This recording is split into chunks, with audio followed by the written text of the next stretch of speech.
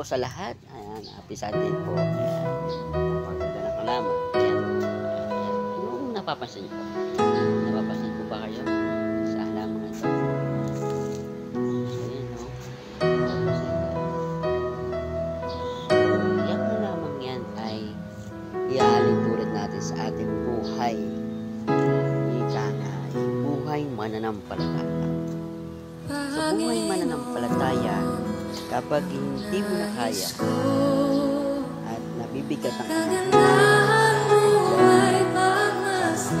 sa buhay, talaga namang bibigay ka. Sobrang hirap mo ito.